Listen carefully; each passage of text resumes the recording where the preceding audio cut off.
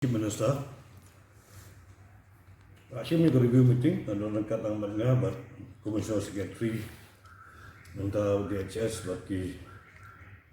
medical superintendent yang kinesda yang civil hospital berbaru doktor. Yo jim kre ke yungi galong ya ka post lockdown. Post lockdown lomba second phase. Babon bahag ni ka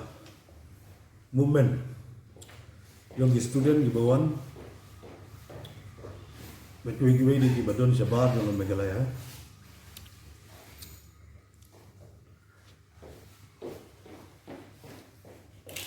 hasil sekarang kat batnya di dalam batu Commissioner Secretary dan Health juru DHS MI dan DHS Research juru poru i medical superintendent jong Nyngkong hospital jong civil baru i specialist i doctors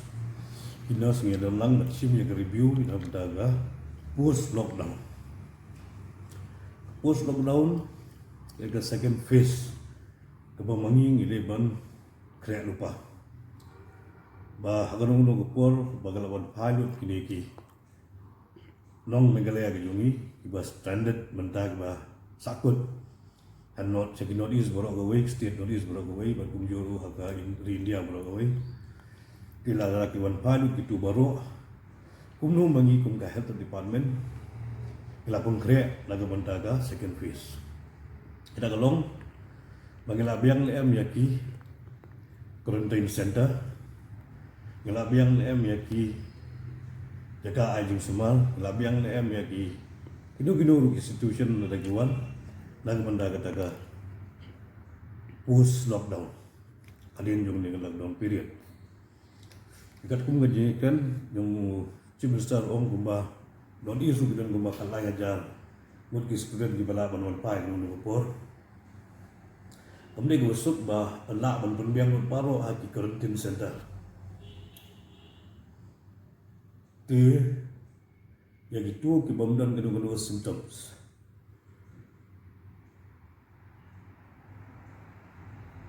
kiba biang kejaga sa hati yang serbidan lagi jongga kejaga ke keluar lagi yang sem lajong kemudian kam banwan sepoka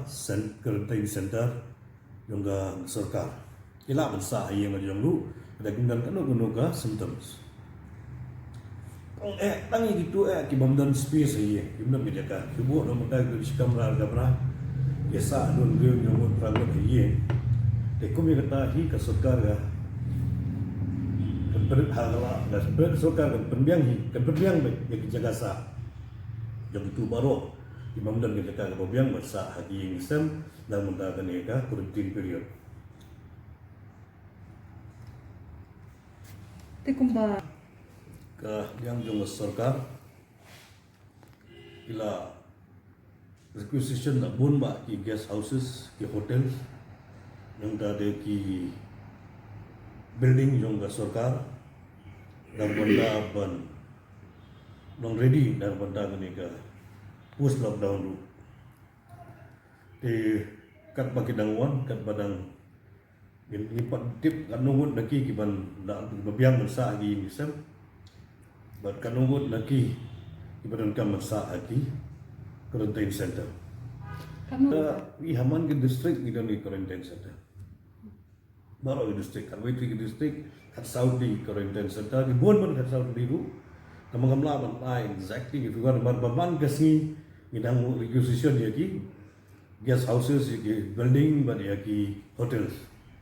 di mana exactly bentar di besok tambah gilong sufficient ada